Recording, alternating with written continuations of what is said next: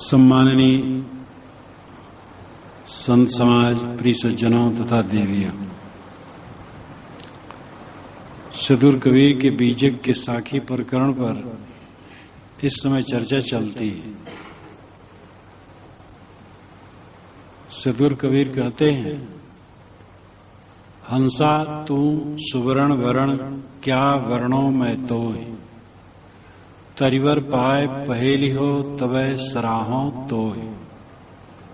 अय हंस तो सुवर्ण वर्ण, सोने जैसा खरा, क्या वर्णों में तो है, तेरी मैं क्या प्रशंसा करूं। तरिवर पाए पहेली हो, तरिवर पेड़ पा करके जब पहेली हो, पहेली को समझोगे तब मैं तुम्हारी प्रशंसा करूंगा। तरिवर पेड़ ये मानव, तरिवर पेड़ ये मानव शरीर, इस मानव शरीर में आए हो, लेकिन जब पहेली को समझोगे, रहस्य को समझोगे तब मैं तुम्हारी प्रशंसा करूंगा। जीव का स्वरूप शुद्ध है, निर्मल है, उसमें मल आ जाता है, आया हुआ है, स्वभाव सिद्ध नहीं, इसलिए उसको सुवर्ण वर्ण साहब ने कहा। सुवर्ण वर्ण तो एक उदाहरण मात्र है, उपलक्षण मात्र है। सोना तो जड़ है, लेकिन आत्मा चेतन है। सभी हीरे पन्ने पोखराज और रत्नों का मूल्यांकन करने वाला है, लेकिन उदाहरण किसका दिया जाए।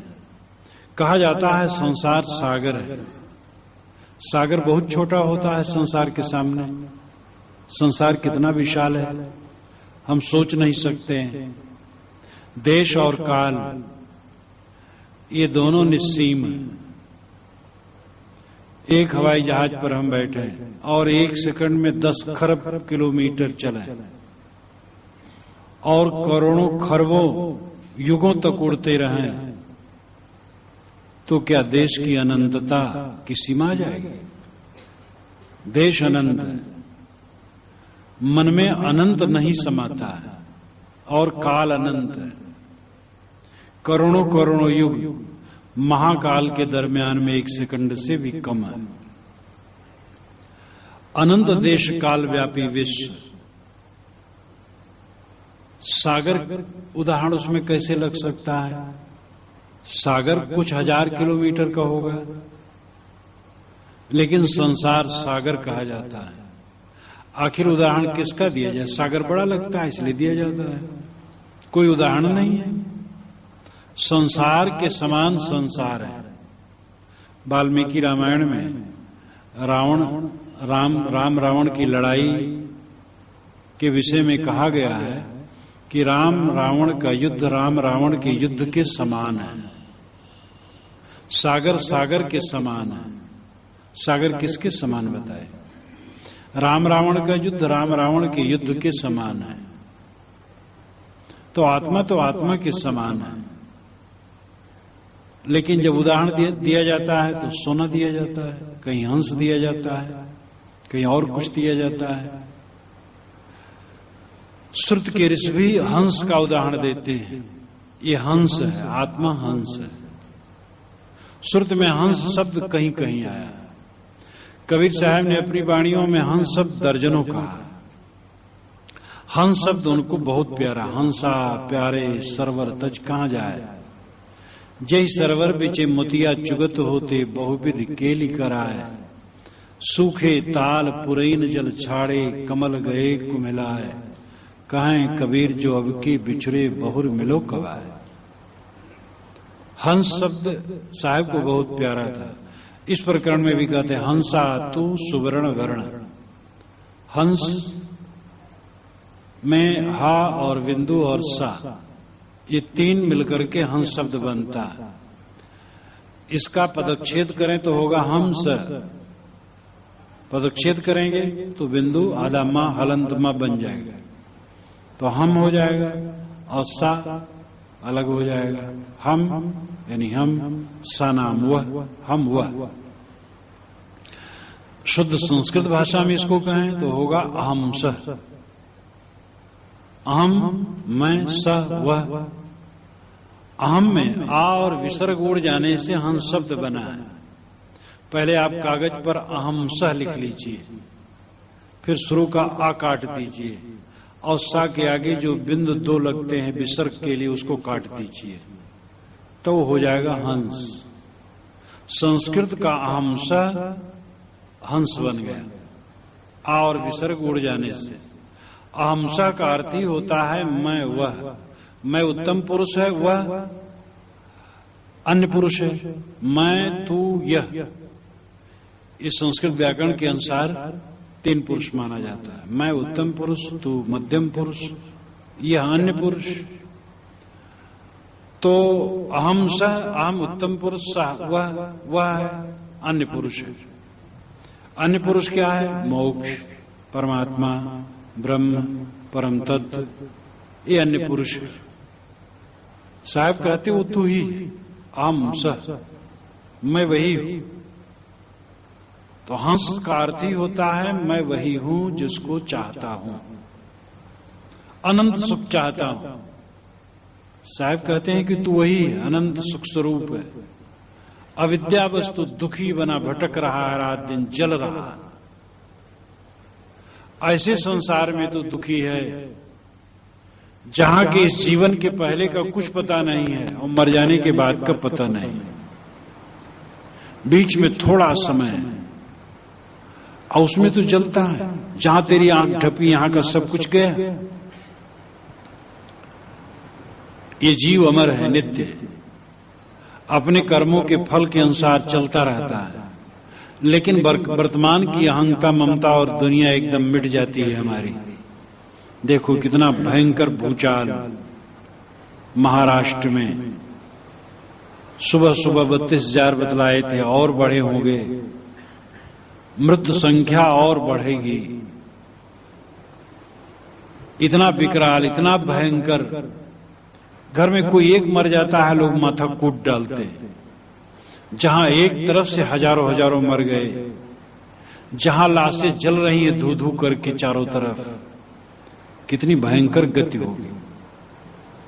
तो एक काल सब कुछ को पीस करके रख देता है।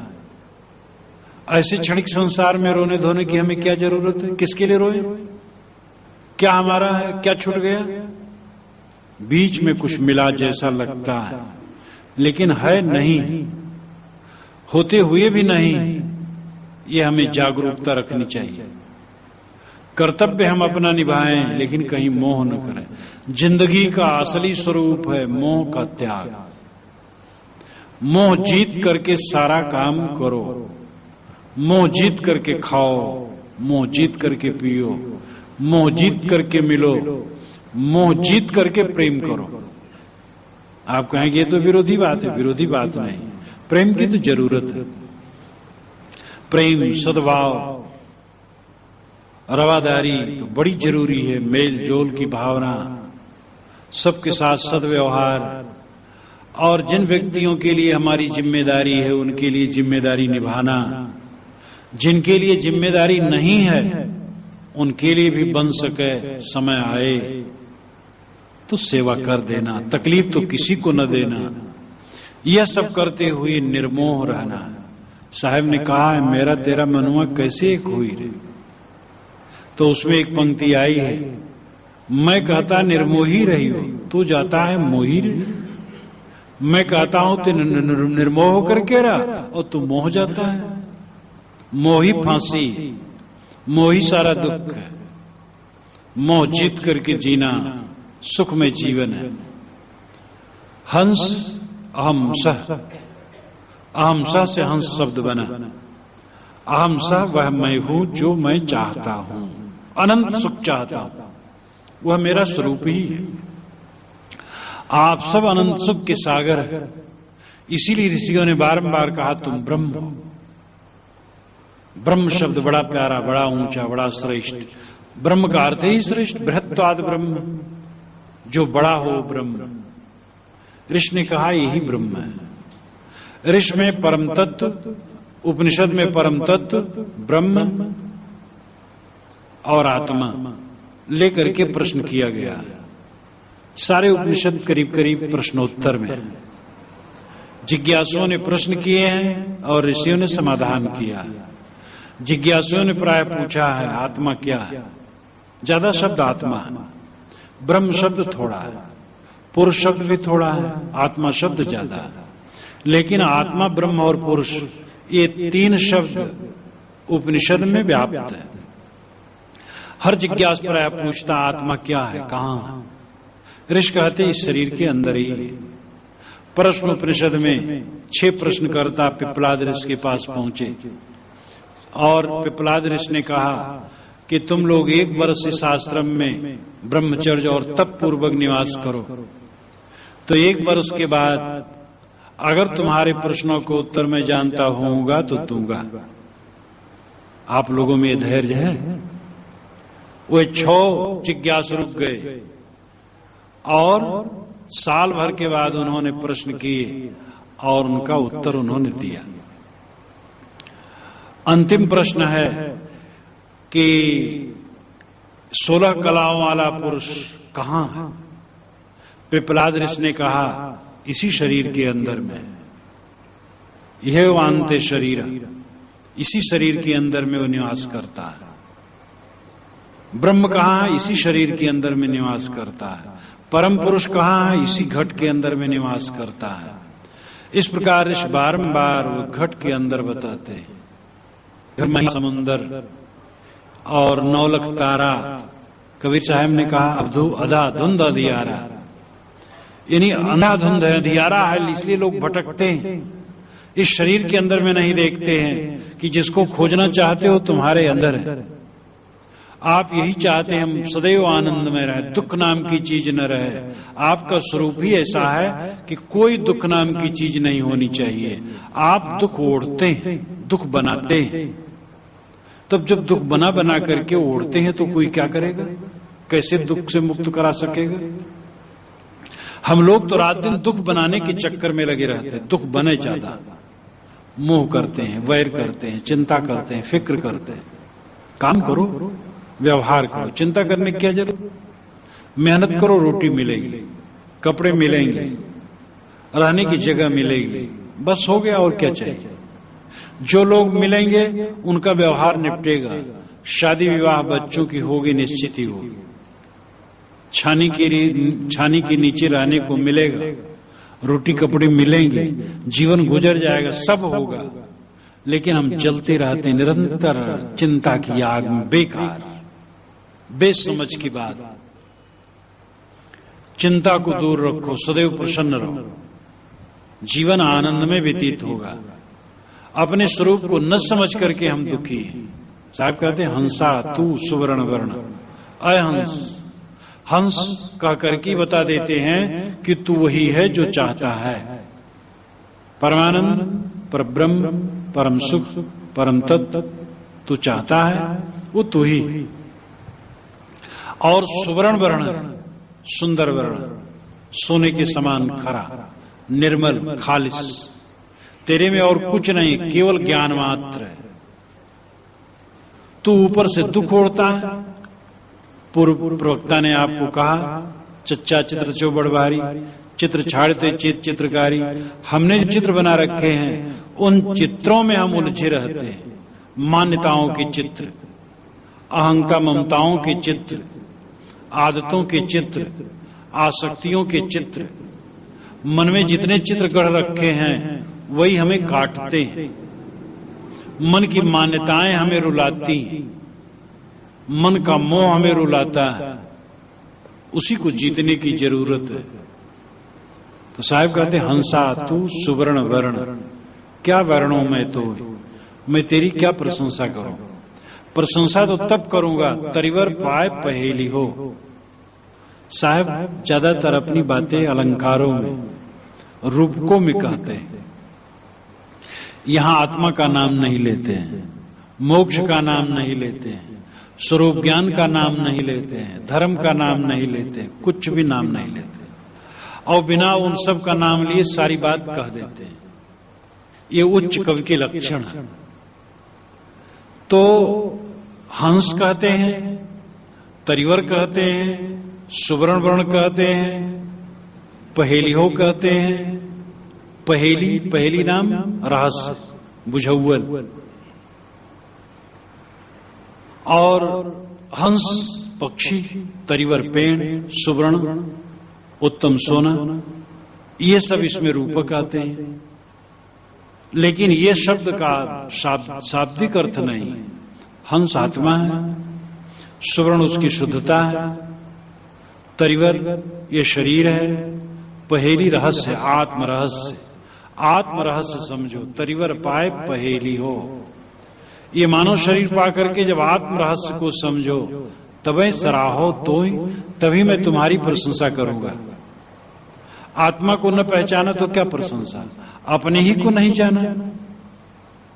कोई आदमी आ रहा हो, आप मिल जाए रास्ते में, आप कहें आप कौन है, कहां से आ रहे हैं, कहां जा रहे हैं, वो कहे मैं नहीं जानता कौन हूं, कहां से आ रहा हूं, कहां जा रहा हूं, तो आप कहेंगे पागल है। जो इतना भी नहीं जानता मैं कौन हूं, कहां से आ रहा हूं, कहां जा रहा हूं, वो पागल है। अब आध्यात्मिक दृष्टि से हम सब पागल। मैं कौन हूं खबर नहीं,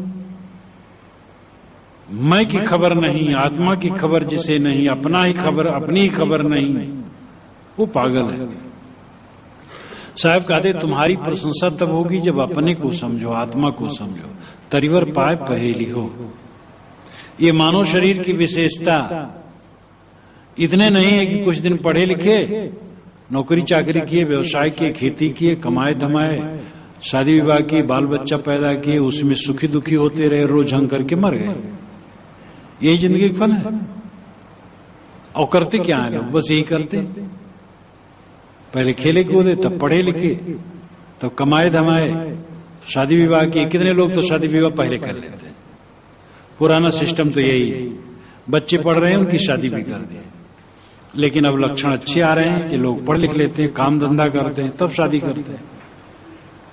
तो कमाए धमाए, शादी विवाह किए, बाल बच्चे पैदा हुए, बस उसी में झंक झंक कर, हैरान होकर, बाल बच्चे मुलझ उलझ कर, परेशान होकर बूढ़े हो गए, शरीर छोड़ दिए। परे न पूर दिनों दिन छीना, तहां जाए जहां अंग बिहूना। साहब कहते हैं कि पूर्ण नहीं पड़ रहा, दिन दिन छीण हो रहे हो, और वहां पहुंचते हो जहां शून्यता है। पूर्णता के चक्कर में हम जीवन भर पड़े रहते हैं, और जीवन भर अपूर्ण बने रहते हैं, और महाअपूर्ण होकर के मर जाते हैं। कैसी हार है जिंदगी की। जिंदगी में हार वाले 99% क्या, और इसका कई गुणा करो, कोई एक होगा जो जीवन में सफल होके जाता है। सब हार हार करके जाते हैं। रोता है जो हारा हुआ है, जो झंकता है, पीड़ित होता है, चिंता करता, वो हारा हुआ है। जो निश्चिंत है वो सफल है, जो प्रसन्न है वो सफल है, जो सदैव आनंदित रहे वो सफल है, जिसके मन में दुख न व्यापे वो जीवन में सफल है। इतना पैसा वाला सफल नहीं, इतनी बड़ी बिल्डिंग वाला सफल नहीं, इतनी ऊंची जाति वाला सफल नहीं, इतना बड़ा विद्वान सफल नहीं। सफल वह है जिसके मन में दुख के कीड़े नहीं किलबिलाते, जिसका मन दुखहीन, चिंता मुक्त, प्रसन्न और आनंदित है, वो जीवन में है। और ये सफलता विद्या, पैसे, परिवार, पद, इन सब से मिलने वाली नहीं। ये सफलता आत्मज्ञान, आत्मशोधन, आत्मशुद्ध से ही मिलने वाली है। और वही काम आदमी पिछाड़े रहता है। पिछाड़े क्या, कितने लोग तो उस पर सोचते ही नहीं, और कुछ ख्याल में भी आए तो उसको पीछे कर लेंगे, और पीछे करते करते अपने पीछे हो जाते हैं। तो परे न पूर दिनों दिन छीना, आदमी दिन दिन छीण होता है और पूरा नहीं पड़ता। पूरा पड़ने मतलब संतुष्ट होना। पूर्णता की इच्छा सबको है, और आदमी अपूर्ण बना रहता है। अपूर्णता और पूर्णता क्या है? तृप्ति ही पूर्णता है, अतृप्ति ही अपूर्णता है। शरीर तो नाशवान है, शरीर सदा किसी की नहीं रहता है, और सदा रहने की जरूरत भी नहीं है। ये जितना रहता है बहुत रहता है, जितना रहता है उसमें अपना हम काम कर लें तो बहुत है, और बहुत दिन जिए और काम अपना न करें तो क्या हो। एक गंजेड़ी 80 वर्ष का और खांसता रहता दिन भर, फिर भी गांजा पिए। मैं कहूं कि गांजा छोड़ दो।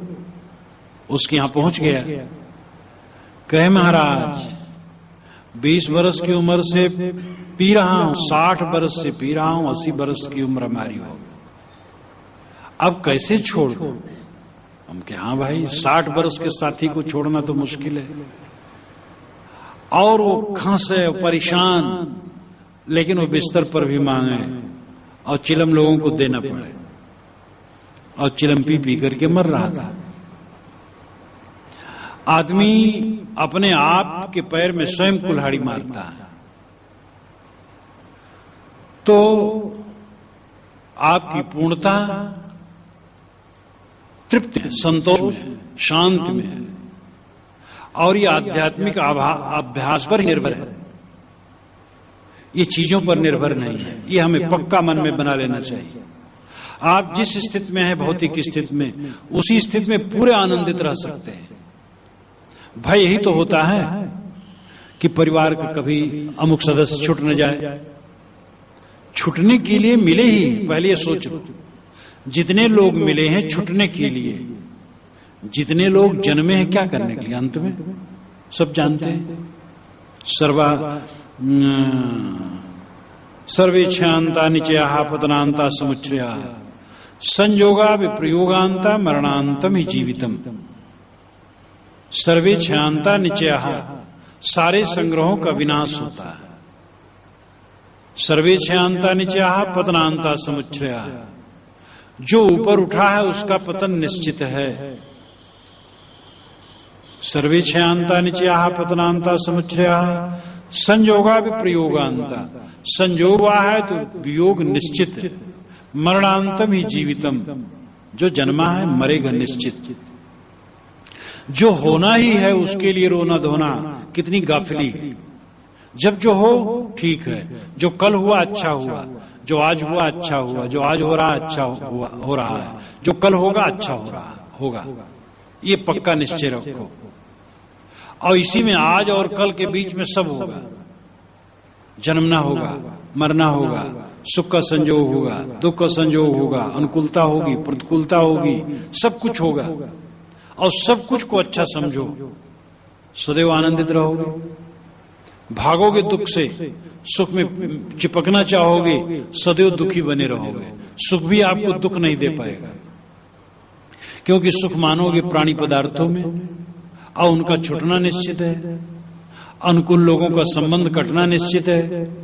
प्रतिकूलता समय समय से आना निश्चित है। इसलिए हमें विवेकवान बनना चाहिए, वीर बनना चाहिए। तरीवर पाए पहेली हो तवे सराहो तो। तुम्हारी प्रशंसा तब है जब आत्मा को समझो, अपने को पहचानो, ये समझो कि गंदी आदत करके हम दुखी हैं। हमारा स्वरूप निर्मल है, दिव्य है, कृतार्थ रूप हमारा स्वरूप है। आप इसके लिए स्वयं विवेक करके देखिए। तंबाकू आप नहीं खाते थे, निश्चिंत थे, तंबाकू खाने लगे, रोग बना लिए। जब तंबाकू नहीं खाते थे, रोग और तंबाकू की झंझट कहां थे? बीड़ी, सिगरेट, शराब या कोई गंदी आदत बना लिए। वो आदत नहीं जब बनाई गई थी तब निश्चिंत थे, ठीक थे। अब गंदी आदत बना करके दुखी हो गए। कहीं मोह कर लिए, वह मोह जब पहले नहीं किए थे कोई दुख नहीं था, अब दुख हो गया। हम तो ओढ़ते रहते हैं दुख को, बना बना करके ओढ़ते रहते हैं।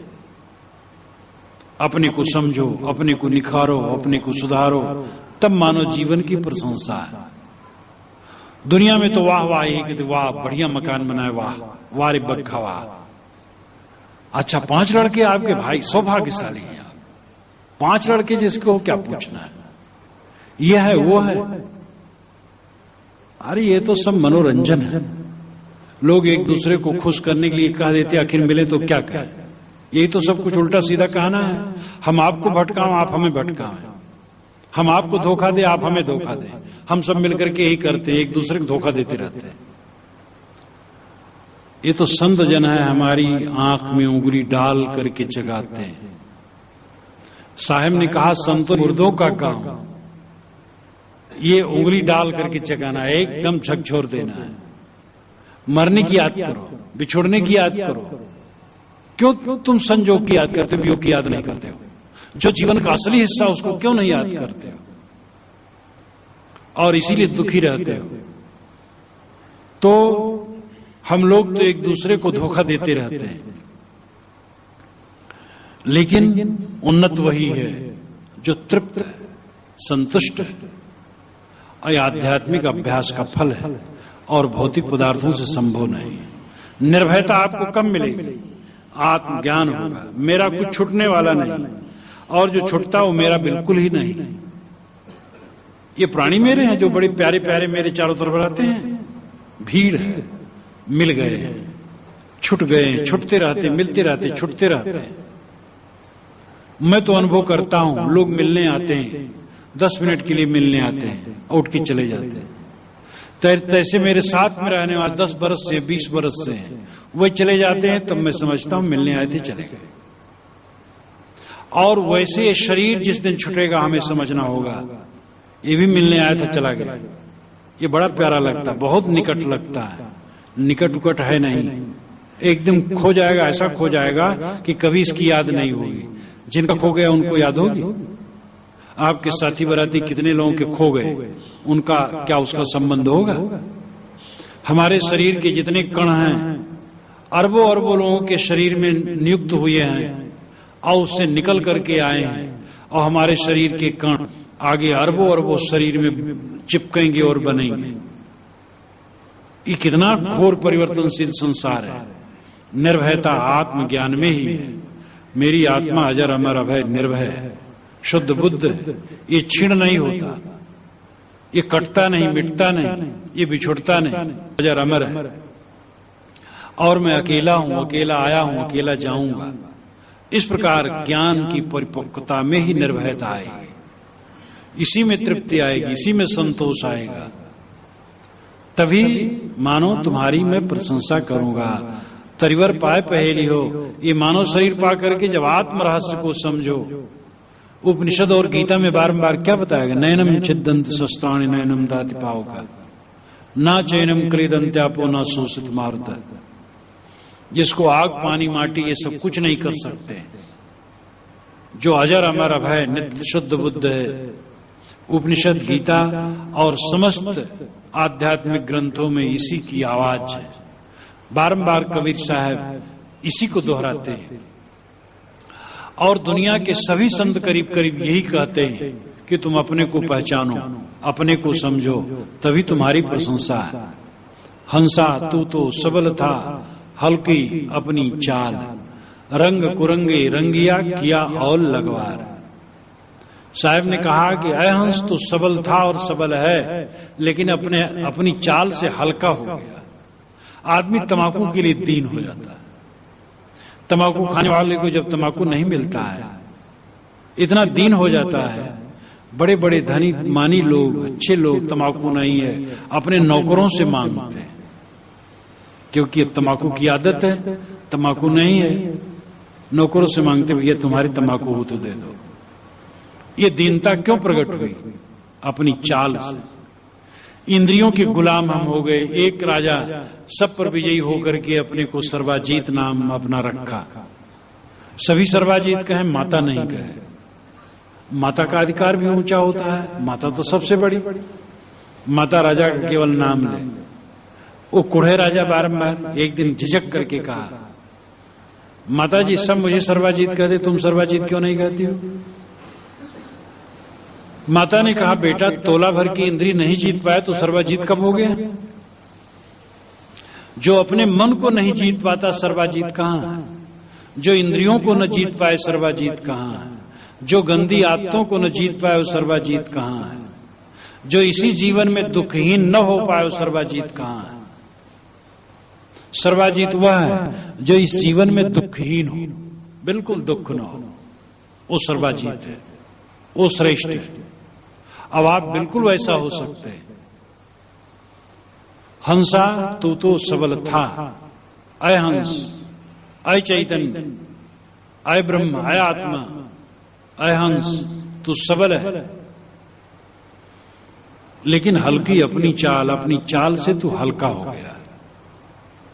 तो इंद्रियों का गुलाम हो गया, मन का गुलाम हो गया, माया मोह से कायर हो गया। आसक्ति जहां होती वहीं हमारी कायरता होती है। राजा दशरथ इतने शूरवीर, इतने प्रतिष्ठित, कई में आसक्त होने ही से वो कायर हो गए और कितने दीन वचन वो जाकर के कहने लगे। रावण जैसा शूरवीर और विद्वान, लेकिन मोहित होकर के सीता के सौंदर्य में कायर हो गया। और जब सीता को छलने चला तो इधर उधर बारंबार देखता था, कोई आ तो नहीं रहा। मनोविज्ञान का चित्रण कवियों ने बड़ा अच्छा किया। हम ही लोग कोई चोरी का काम करें तो इधर उधर देखेंगे। कायरता कहां आती है? आसक्ति में। आसक्ति जितनी हमारी दूर होती उतने हम सबल होते हैं। अब आसक्ति अविद्या से, न समझने से। जितना ज्ञानोदय होगा आसक्ति हमारी कटेगी। जितनी आसक्ति कटेगी हम निर्भय होंगे, स्वतंत्र होंगे और सुखी होंगे। हमारी दीनता सदैव बनी रहती। बुढ़ापा में कौन सेवा करेगा? रोग लगने पर कौन सेवा करेगा? खाना पानी कैसे मिलेगा? क्या ये चलेगा जीवन के नहीं चलेगा? ये सब झूठी धारणा है। खाना पानी मिलेगा, बुढ़ापा में सेवा हो जाएगी। सेवा की जरूरत नहीं पड़ती है बहुत लोगों को।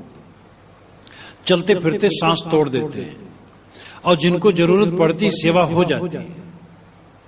तुम चिंतित भर न रहो, तुम निश्चिंत होना सीखो, प्रसन्न रहना सीखो, देखोगे सब आनंद आनंद रहेगा।